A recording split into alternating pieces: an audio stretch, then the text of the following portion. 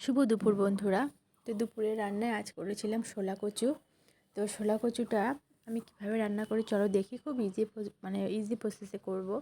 শোলা কচু সুন্দর করে কেটে নিয়েছি, শুধু মোড়াটাই নিয়েছি। সেদিন ডালটা করেছিলাম, সাদা ফটফটা একদম, দেখে এত সুন্দর লাগছে না, একদম ফটফট করছে সাদা। তো যাই হোক, ধুয়ে পরিষ্কার করে লবণ একটু হলুদ দিয়ে এটাকে সেদ্ধ করে নেব। 2টো সিটি দিলেই হয়ে যাবে। ফোড়নে এখানে আমি দেব একটা বড় এলাচ, তেজপাতা আর জিরে ফোড়ন দিয়ে এবার শোলা কচুটাকে দিয়ে ভালো করে এটাকে আমি নেড়ে চেড়ে রান্না করে নেব। ও হ্যাঁ, অবশ্যই পেঁয়াজটা দেবো। আমি আবার এটা কিন্তু নিরামিষ করি না, একটু পেঁয়াজ দেই। আর আদা থেতো করে দিয়েছি, আদা আর রসুন থেতো করে দিয়েছি। তোমরা বাটা চাইলেও দিতে পারো। তো যাই হোক, আমি থেতোটাই দিলাম। আর এই যে সেদ্ধ হয়ে পুরোটা দেখেছো কতটা সেদ্ধ হয়েছে, জল ঝরিয়ে রেখে দিয়েছি। এবার এটা আমি দিয়ে দেবো, দিয়ে এটাকে ভালো করে কষিয়ে নেব।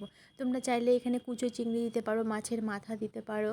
তো সেদিন মাছের মাথা দিয়ে করেছিলাম, সেই জন্য দিলাম না। ছোলার ডাল ঘরে নেই, ছোলার ডাল দিয়ে এটা খেতে কিন্তু খুব ভালো লাগে। কিন্তু কী হয় বলো তো, পরিমাণে বেশি হয়ে যায়। আমরা 2জন মানুষ খাই, মেয়ে তো ওরকম ভালোবাসে না। নামানোর আগে লেবু অবশ্যই দেব, কারণ যদি মুখে ধরে, মুখে ধরবে না এটা, কারণ হাতে ধরেনি, মুখে ধরবে না, কিন্তু একটু টক টক লাগলে ভালো লাগে খেতে। এটা ঠিক নামানোর আগের মুহূর্তেই দেবে। দিয়ে যে নামিয়ে নিয়েছে, খুব সুন্দর হয়েছিল খেতে। তোমরা আমার মতো করে একবার ট্রাই করতে পারো।